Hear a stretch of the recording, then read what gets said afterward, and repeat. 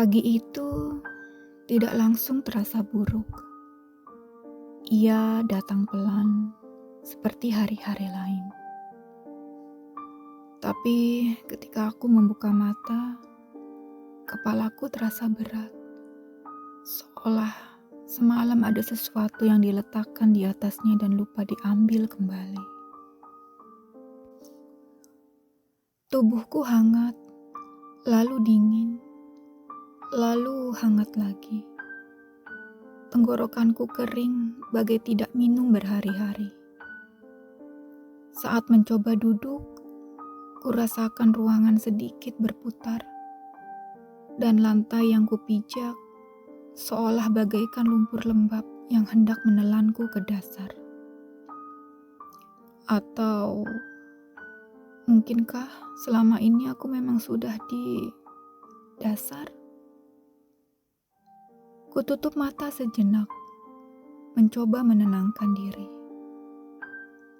Aku lalu kembali merebahkan tubuh, mendengarkan rumah yang belum sepenuhnya bangun. Dalam hening itu, aku mencoba menilai, apakah aku bisa bangun seperti biasa, atau hari ini aku perlu menyerah. Bagian paling jujur dalam diriku ingin terus berbaring, menarik selimut, membiarkan pagi berlalu tanpa aku. Tapi sebelum pikiran itu selesai, aku mendengar suara anak bungsuku dari kamar sebelah. Suara kecil yang tidak bisa menunggu. Aku bangun, bukan karena kuat, tapi karena tidak ada pilihan lain.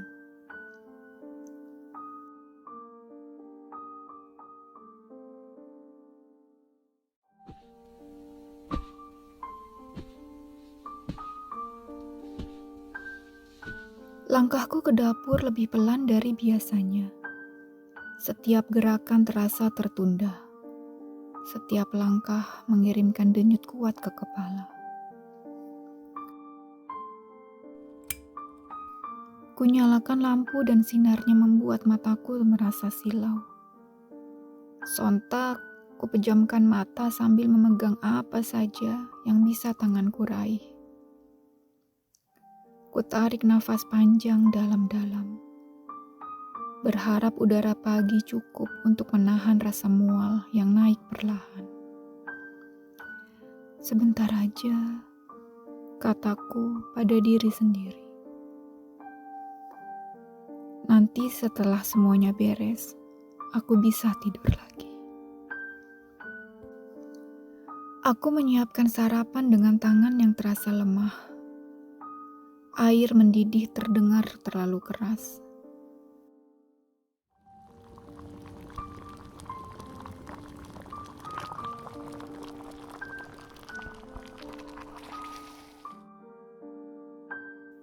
Bau masakan membuat perutku tidak nyaman.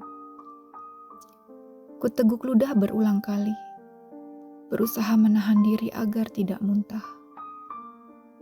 Tanganku terus bergerak, memotong, menuang, mengaduk. Begitu hafalnya harus melakukan apa, sampai tidak perlu kupikirkan langkah demi langkah. Anak pertama dan kedua datang hampir berbarengan. Mereka duduk, berbicara, meminta. Aku hanya menjawab seperlunya. Lebih banyak tersenyum daripada berkata-kata. Aku tidak ingin mereka tahu bahwa ibunya sedang berusaha keras untuk tetap tegak.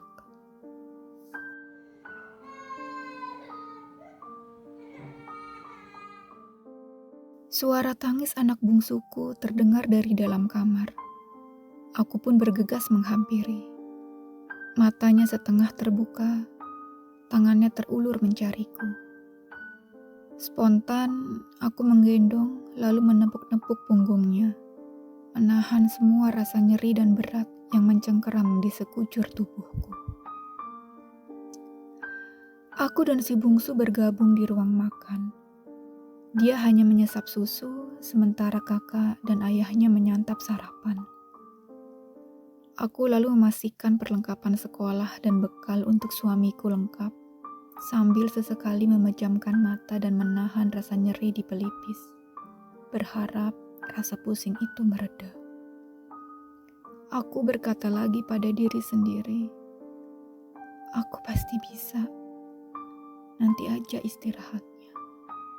Selalu nanti. Waktu berjalan begitu lambat. Atau mungkin hanya aku yang bergerak lebih pelan.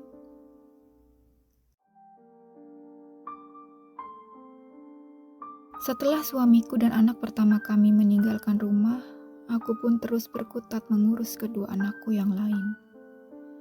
Mulai dari menyuapi sarapan sampai memandikan. Tak ketinggalan berperan sebagai penengah saat mereka berdua bertengkar karena mainan. Yang satu merengek minta digendong, sementara yang lain merengek mengadu karena mainannya tadi direbut. Rumah semakin berantakan seiring berjalannya pagi. Mainan berserakan, piring kotor menumpuk. Biasanya aku akan langsung membereskan, tapi hari itu aku tidak mampu. Ketika anak-anak mulai mengantuk setelah makan siang, aku pun ikut berbaring di kasur. Kutarik mereka ke dekatku. Tubuh kecil mereka hangat, napas mereka teratur.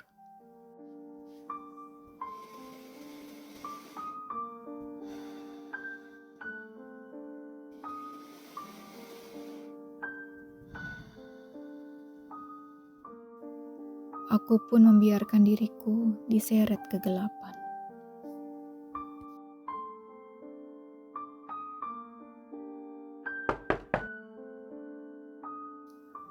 Ketukan di pintu tidak keras, tapi cukup untuk menarikku kembali. Aku terbangun dengan perasaan belum selesai. Kepalaku kembali berat.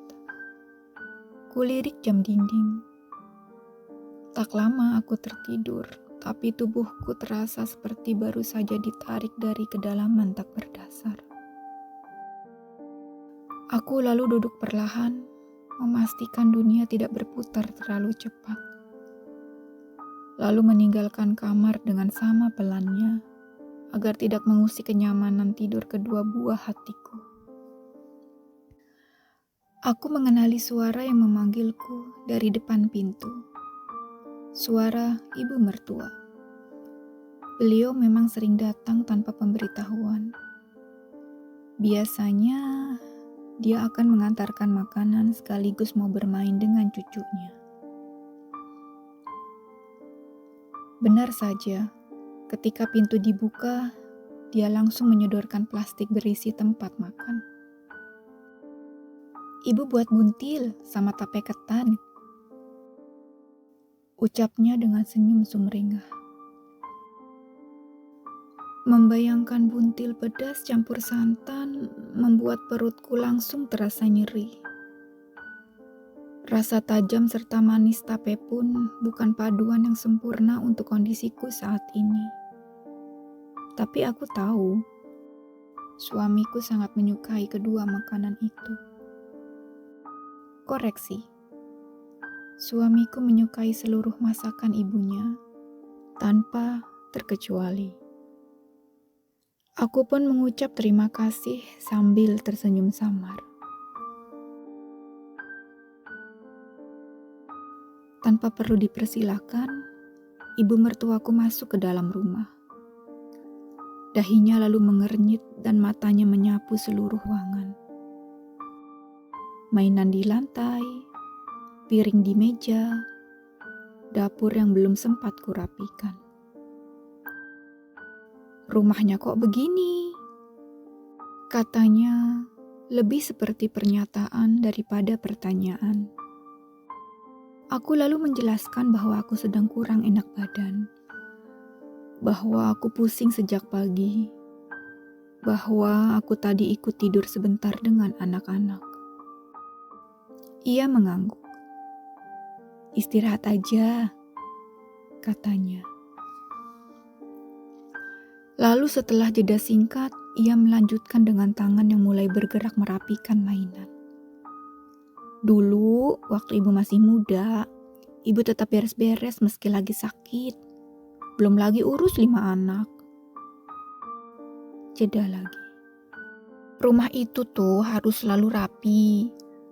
Kalau suami pulang lihat rumah berantakan, dia pasti gak suka." Kata-katanya tidak keras, tidak marah, tapi setiap kalimatnya jatuh pelan dan berat. Aku hanya diam, mendengarkan sambil menunduk. Aku mengangguk kecil, seolah menyetujui sesuatu yang bahkan tidak aku bantah. Aku tidak menjelaskan lagi. Aku tidak membela diri. Aku terlalu lelah untuk menjelaskan bahwa setiap orang punya batas yang berbeda. Setelah ibu mertuaku pulang, rumah kembali sunyi. Tapi kepalaku terasa semakin penuh. Bukan hanya karena demam, tapi karena perbandingan yang tidak pernah kuminta.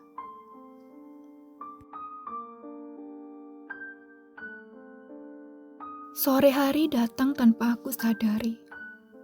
Aku tidak sanggup memasak. Bau dapur saja membuat kepalaku kembali berputar.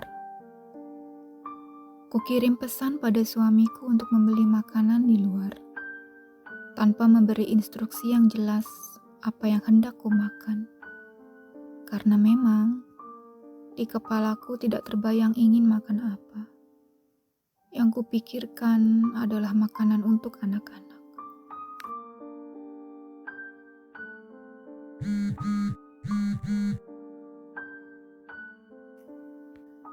Oke, hanya itu yang tertulis sebagai balasan. Ketika suamiku pulang, aku langsung menghidangkan makanan yang dia beli, agar anak-anak bisa langsung makan malam. Giliranku membuka bagianku, ternyata gado-gado yang aroma cabenya langsung menyambut begitu karet gelangku lepas. Kulirik menu yang dimakan anak-anak. Soto ayam. "Kamu gak beli, Mas?" tanyaku. "Enggak, aku mau makan buntil buatan ibu aja," jawabnya antusias. "Ah ya, tentu aja. Kenapa aku harus repot bertanya?" Meski lapar, kutunda mengisi perut. Aku menyuapi anak-anakku. Baru setelah itu, ku ambil gado-gado dan duduk di meja makan. Sementara ketiga anakku ditemani ayahnya di ruang keluarga. Kutatap hidangan di hadapanku itu. Pedas. Makanan yang tersisa semuanya pedas. Aku menatapnya sejenak. Tidak marah, hanya kecewa. Aku ingin makanan hangat, lembut. Sesuatu yang mudah kutelan oleh tubuhku yang sedang berusaha bertahan. Tapi aku tidak punya pilihan. Aku lalu makan sedikit, sisanya aku tinggalkan.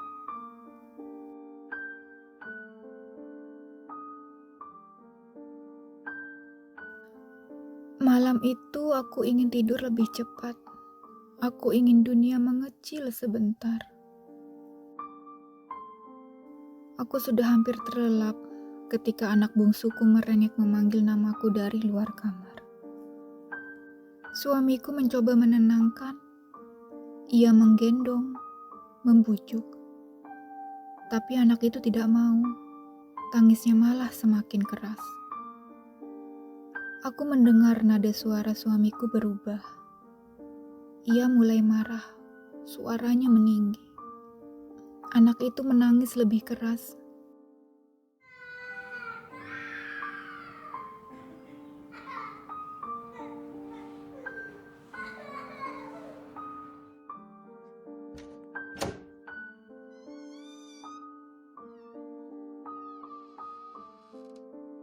Lalu menghambur masuk ke dalam kamar, berlari ke arahku. Tubuh kecil itu menempel erat pada tubuhku. Ku peluk dan ku elus punggungnya. Aku menarik nafas panjang, menahan rasa sakit yang datang bersamaan dengan rasa bersalah. Malam itu aku tidak jadi istirahat lebih cepat. Aku berbaring sambil memeluk anakku, menatap gelap, mendengarkan nafasnya yang perlahan tenang.